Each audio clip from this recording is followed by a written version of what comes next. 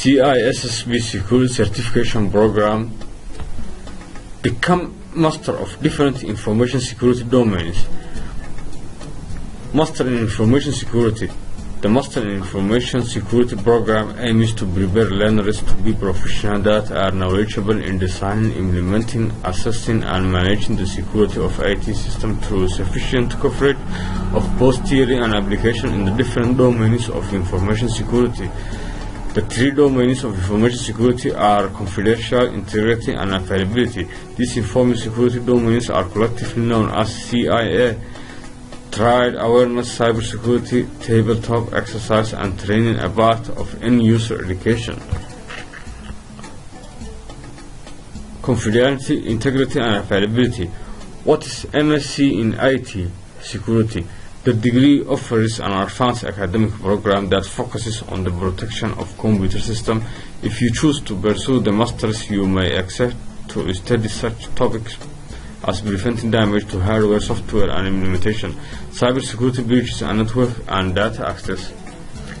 So, the 7 security domains: user domain is workstation domain, LAN domain, LAN to WAN domain, remote access domain, WAN domain, and system application domain. Each of these domains is viewed as a portal for attackers if countermeasures are missing or fail.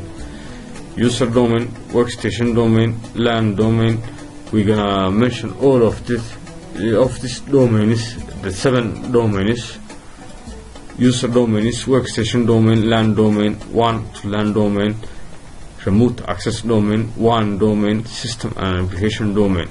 They are 7. IT professionals adopt the best security practices to mitigate the threats by implementing countermeasures in each domain of the 7 domains. In the IT infrastructure, their domains are regarded as attackers' border, so it is important to protect each domain and eliminate all possible vulnerability to prevent cyber attacks. So what are these 7 domains? User domain. The user is the first domain and represents the end user who accesses the organization IT infrastructure for either inside the network or outside network. People are often the weakest link in IT security. Without addressing risk associated with users, the strongest technical and physical security cannot protect a company from cyber threats. To mitigate threats and risk in this domain, the company must establish and implement strong security controls and policies, including robust passwords, policies, and two-factor authentication, acceptable use policy, and access privilege management to conduct employee training and awareness program about cybersecurity threats. Number 2, workstation domain. The workstation domain is the next layer that needs strong security controls. This domain contains the device used to access the organization in IT infrastructure, PC, laptops, smartphones, etc. The user's workstation can be infected by viruses or malwares and can be accessed by hackers. Therefore, the company should harden all computers that are used by its employees and adopt the defense in the depth strategy. Harden its process whereby a computer is made more resistant to cyber intrusion from malicious attacks. This should be made by implementing strong controls, software efficient security patches, system configuration, and the use of antiviruses, anti-malware, and workstation login ID passwords. LAN domain.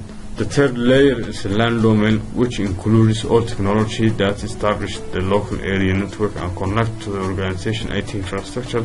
LAN network is a prime target for cyber attacks, so it needs strong controls in place. Segmentation is a good practice where the network is divided to different users. Network is divided for different users, employees, vs visitors. This will ensure that when outsiders connect to the network, do not infect the network with the malware. In addition, the firewall should have agreed filtering to limit users' access to the internet. Usually users and access to the port 80 or 443, but other ports should be authorized case by case. Users should not access the internet from every port to avoid being infected by a malware or botnet. The IT also needs to apply network security protocol to encrypt communication and ensure that transport through network connections stays safe and secure. Number 4. LAN to WAN domain. The LAN to WAN domain is where the IT infrastructure connects to the internet in this complex domain.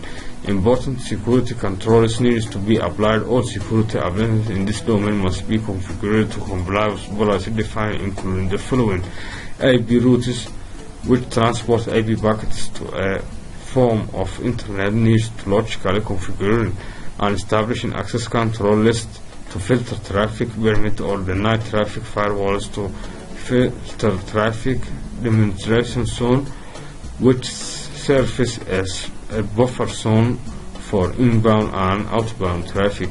Intrusion detection system examines traffic to identify attack and malicious identity and trigger as alarm once detect a threat. Proxy server, which serves as a middleman where data is analyzed and scanned before they relayed to the IT infrastructure. Web contact filter, which filters domain names and prevent authentication traffic from entering the IT infrastructure. Email contact filter, which blocks the contact of all email until probably is screened for viruses, then allow clear emails passed to users. Number 5. WAN domains. The WAN domains is the wide network where all entities, including other business websites and external users, exist by using WAN and end users communication with the LAN using virtual private network (FTP) or secure shell (SSH). In this domain, probably the LAN to WAN will migrate. Any risk comes from WAN using firewalls as mentioned before, as well as conducting constant penetration tests are very important to ensure that the domain is secured. Number 6. Remote access domain. The remote access domain where employees gain access to an organization IT infrastructure remotely. Example from here: remote access introduces risk to be an IT of the organization. A virtual private network (VPN) is used to provide a secure remote access connection across the internet. VPN uses encryption and authentication to ensure confidentiality, integrity, and privacy of communication through the network. VPN creates an encrypted communication tunnel over a public network such as the internet. It is important the users are authenticated before accessing the network through 2FA two-factor authentication. Robust procedures need to create for remote access, such as conducting regular audit, monitoring login attempts, and using strict firewall ACL. 7. System application domains. The system and application domain includes all system and software applications that users access, such as application servers, web servers, preparedness software, and application debate servers, host